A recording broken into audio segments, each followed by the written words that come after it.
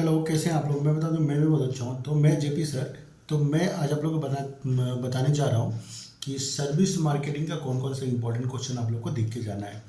इतना स्टूडेंट लोग ने मैसेज किया, कम से कम व्हाट्सएप पे मेरा 50 से ज़्यादा मैसेज आ चुका है। और यूट्यूब पे भी बहुत सारे मैसेज आया, sir service marketing service marketing. अरे इम्पोर्टेंट निकालने में टाइम भी तो लगता है ना। ऐसा तो नहीं है कि कुछ भी अपना मन से निकाल के दे दिया जाए। इम्पोर्टेंस निकालने के लिए पूरा सिलेबस की स्टडी करना पड़ता है, बुक को अच्छे से देखना पड़ता है। पहले का अगर कोई पेपर है तो उसको भी फॉलो करना पड़ता है। उसके बाद में मतलब इसके लिए एक्सपीरियंस भी चाहिए निकालने के लिए। तो सब कुछ मतलब यूज करके इम्पोर्टेंट निकाला जाता है। तो इतना जल्दी जल्दी में तो निकाल के नहीं दे सकता है ना।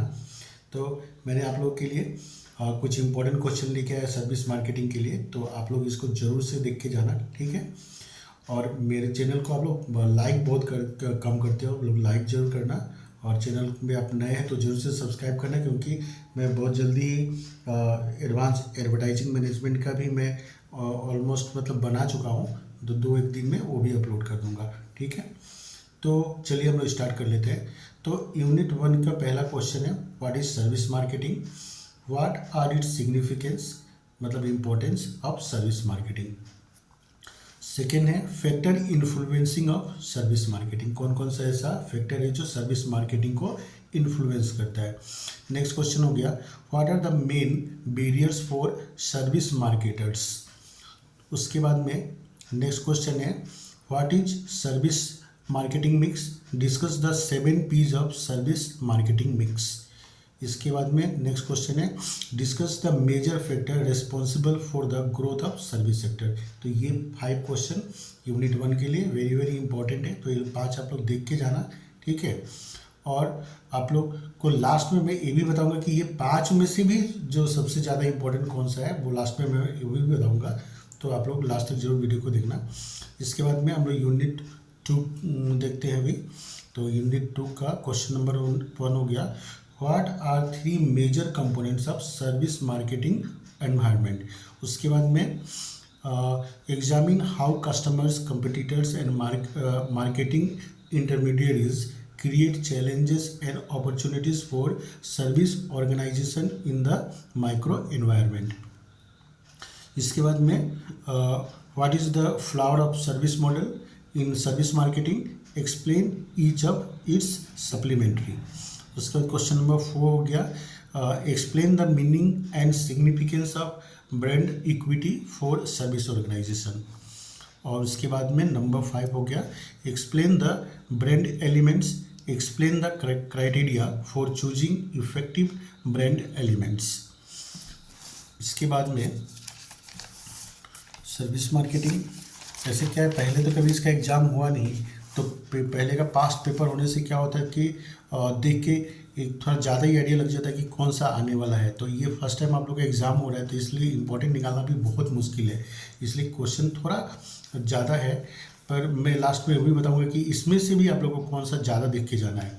नेक्स्ट क्वेश्चन है, explain the concept of the service life cycle in details, discuss all its stage with examples. Question number 8 हो गया, explain in details the various total quality management in the service sector. तो these are the 8 important question from your unit number 2, ठीक है।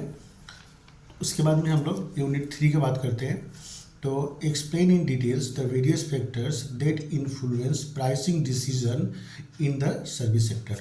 उसका question number 2 है, service pricing differs from product pricing due to the unique characteristics of services, ठीक है। तो service का pricing क्या होता है, प्रोडक्ट के प्राइसिंग से डिफर होता है, क्योंकि दोनों का कैरेक्टरिस्टिक्स क्या होता है, अलग अलग होता है। सर्विस का कैरेक्टरिस्टिक्स क्या होता है कि प्रोडक्ट का कैरेक्टरिस्टिक्स से थोड़ा यूनिक हटके होता है। तो हम लोग को वही बताना है कि क्यों डिफर होता है। इसके बाद में नेक्स्ट है question number 3, explain the importance objective of communication and promotion in service marketing. How does these objectives differ from product marketing? Next question हो गया question number 4, discuss the major challenges in service communication. How can service based organization overcome these challenges effectively? इसके बाद में what is communication mix in service marketing. तो এইকেইটা পাঁচটা important question unit 3 পৰা। তো এইটো পাঁচটা ইম্পৰ্টেণ্ট কুৱেশ্যন তোমালোকে চাই যাবা হা। তাৰপিছত মই লাষ্টত ইয়াৰ পৰাও ইম্পৰ্টেণ্ট মই ক'ম হা, অকণমান ৱেইট কৰিবা তোমালোকে। তাৰপিছত নেক্সট হ'ল তোমাৰ unit 4 what are customer service expectation, describe 5 levels of customer expectation with examples. Discuss in detail question number 2 unit 4 का discuss in detail the various factors that influence customers expectation of services. इसके बाद में next question है question number 3 what is customer satisfaction, why is it important to understand it, discuss the key factor that influence customer satisfaction. Question number 4 whole explain the concept of service quality and discuss why it is important for business. Provide examples of how poor service quality can impact customer satisfaction and brand reputation. And question number 5 the gap model of service quality, identify five gaps that affect service delivery.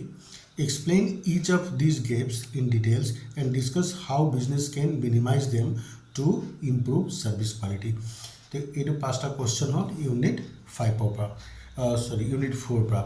तो মই যিমান মানে important নিজৰ ফালৰ পৰা উলিয়াব পাৰিছোঁ এইটো তোমালোকে দি দিছোঁ। আচ্ছা এতিয়া লাষ্টত মই ক'ম যে ইয়াৰ পৰাও তোমালোকে কোনটো যদি টাইম কম আছে তো কোনকেইটা কুৱেশ্যন বেছিকৈ চাই যাব লাগিব। तो सबसे पहले हम लोग यूनिट 1 का बात करते हैं हम लोग। तो यूनिट 1 का देखो क्वेश्चन नंबर 1 ये वेरी इंपॉर्टेंट कैटेगरी में आता है और उसके बाद में क्वेश्चन नंबर 4 ठीक है। पर सुनो ऐसा नहीं है कि सिर्फ ये 2 क्वेश्चन ही पढ़ के जाना तुम लोग ठीक है। अगर एग्ज़ाम में पास करना है तो ये 2 पढ़ के भी जाओगे तो हो सकता है तुम लोग पास कर जाओगे।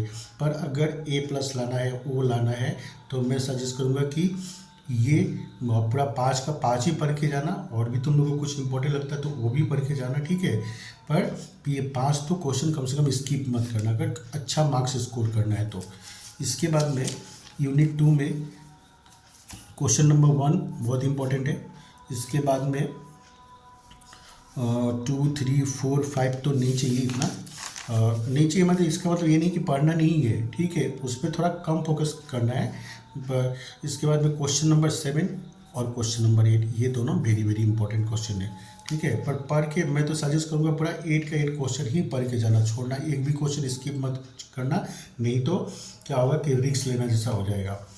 उसके बाद में यूनिट 3 में एक तो क्वेश्चन नंबर 1 इम्पॉर्टेंट है, उसके बाद में 4 और 5 ये 3 क्वेश्चन तो ज़रूर से 4 और 5 क्वेश्चन ज़रूर से पढ़ के जाना है।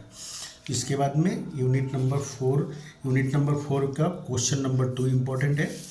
उसके बाद में क्वेश्चन नंबर 4 और 5 ठीक है, ये 3 क्वेश्चन पढ़ के जाना है। अब क्या है कि एक्चुअली क्या है कि सिलेबस नया है, बुक नया है, पहले का क्वेश्चन पेपर होने से क्या होता है कि एक आइडिया लग जाता है कि लास्ट ईयर क्या आया था तो इस बार क्या आ सकता है, पर लास्ट ईयर का कोई क्वेश्चन पेपर है ही नहीं, ऐसे में इम्पोर्टेंट निकालना बहुत ही प्रॉब्लम होता है।